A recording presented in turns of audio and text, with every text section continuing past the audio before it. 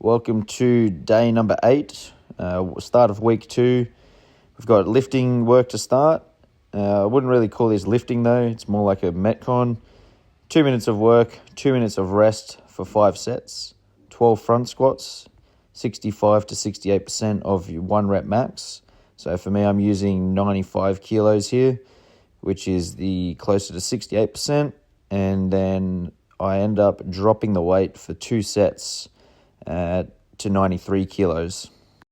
So only a drop of 2 kilos for those last 2 sets. I just had to do that after the 3rd set. I was really on the limit for the 12 reps and the time was starting to get away from me a little bit.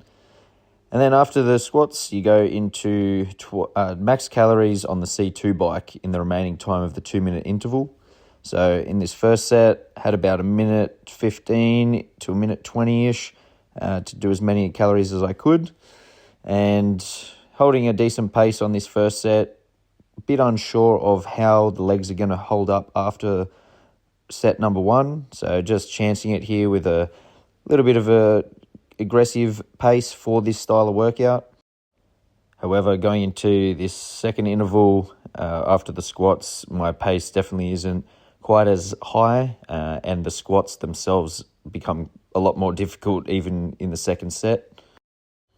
With the weight this week, it was meant to be slightly heavier than the last Monday session with the rowing and front squats.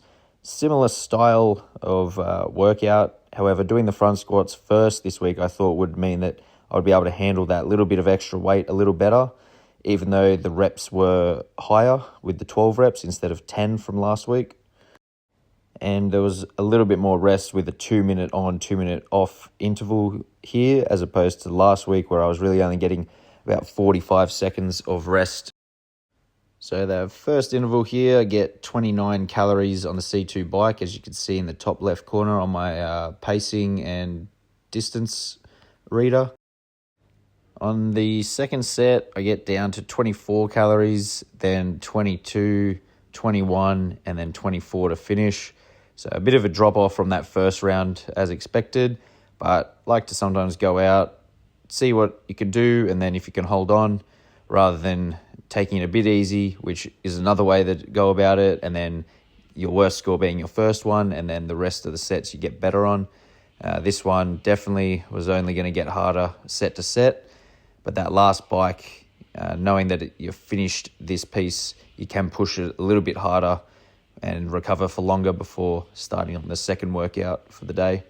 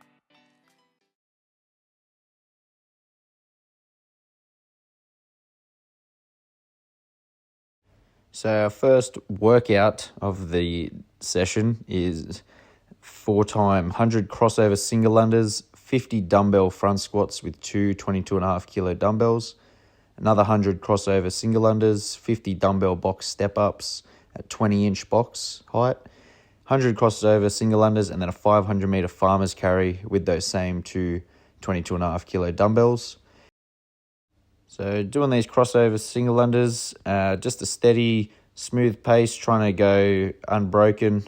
Trip up a fair few times on the second and third set, but the first set wasn't too bad, just maybe one or two trips to do the 100, and it takes about a minute or a bit under if you just do them smooth and unbroken. Just aiming for accuracy on these to not waste too much time. It doesn't tire out your breathing and your heart rate doesn't go up too high doing these. It's more just a skill and an execution. But as you get into the workout, to execute those as well gets a little bit more challenging, hence why I trip up a few more on the second and third set. And with these dumbbell squats, I went 2 sets. I do 30 unbroken, have a break, and then do 20 to finish, which was the capacity I had. 50 unbroken, I probably could push for, but I think it would have slowed me up too much on the rest of the workout, particularly going into the step-ups.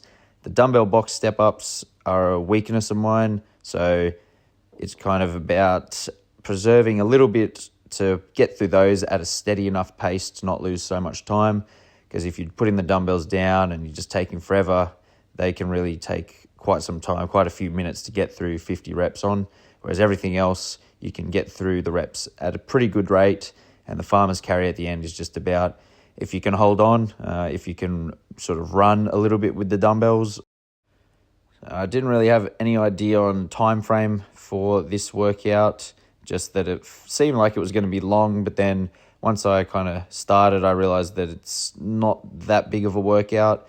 The double unders just seem like a lot initially when you see the 100 reps, but when it takes less than a minute to do, there's only 3 minutes between the 3 sets there, and then it's just 2 sets of 50 reps of this leg work, and the 500 meter farmer's carry is going to take some time, but it's not a breathing or a high intensity exercise. It's just a duration and endurance on the grip, which is also another reason that on these box step-ups, I was putting the dumbbells down on regular intervals. I think I was doing 8 reps at a time, put the dumbbells down just to give the forearms a break, because if your forearms are really blown up before the 500 meter farmer's carry, it's going to take way longer than necessary to get through that, whereas you want to have some pretty fresh forearms for that, so you can hold on for good chunks, at least 50 to 100 meters at a time. Or if you've got great grip strength, you can try to do it unbroken, but I think that's going to be pretty difficult just in the context of the workout itself. So for some reason, my lower back just starts cramping up a bit here. It's real tight and makes it a little bit awkward to breathe.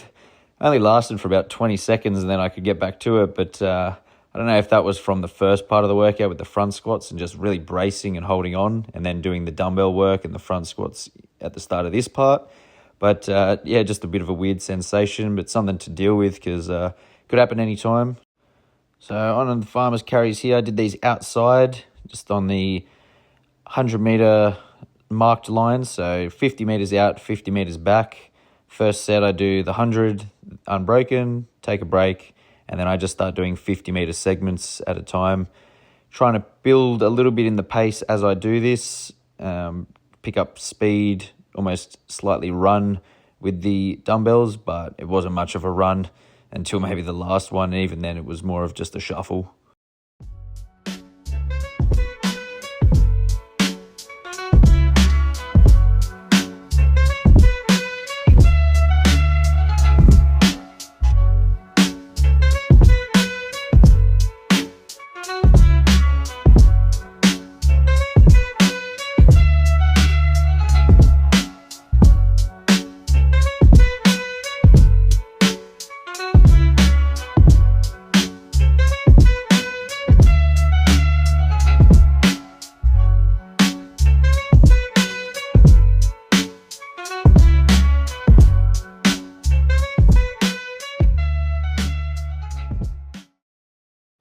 So workout number 2 for this session, we're doing 2 minutes of work, 1 minute of rest for 6 sets. It's an AMRAP, 5 strict pull-ups, 7 cals on the Echo bike. So I've, in my head, kind of figured that 3 rounds each set of this was probably a decent pace to try to aim for. I didn't think 4 would be doable just with my pacing on the Echo bike. I just don't think I could push to get a total of 28 calories each round in 2 minutes with 20 strict pull-ups in there. So 3 rounds was my aim to hold, which I managed to do, even though the last few sets get pretty tough. I get a little bit over 3 rounds on these first couple, getting a few pull-ups in on that 4th, but quite a tough little workout this one. Short enough intervals to just hold on each time, but yeah, that minute rest flies by and just the sets get tougher and tougher.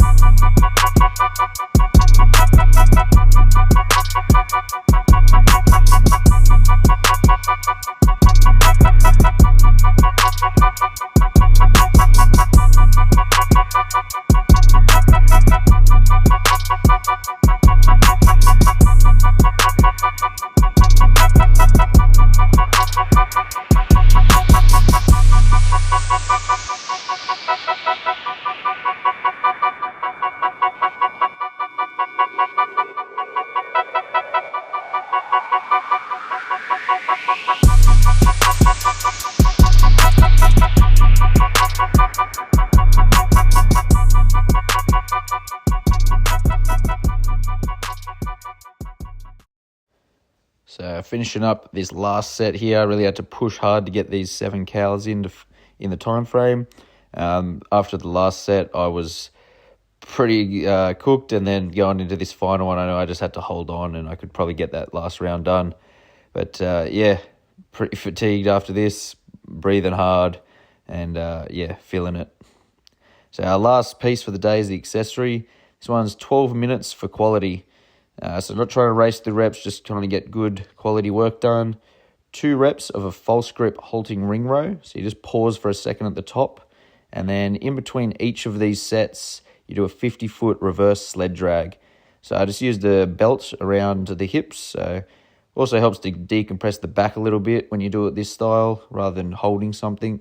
So 25 foot out and then just unclipping the chain, putting it on the other side of the sled and then back. So doing this for time, that would not be an efficient way to do it, but just for quality, getting the reps in, this worked all right. End up getting up to, I think, the set of 16 on the false grip halting ring row. And those last few big sets were pretty tough. I had to break them up into 2 chunks, even maybe 3 chunks on the last set.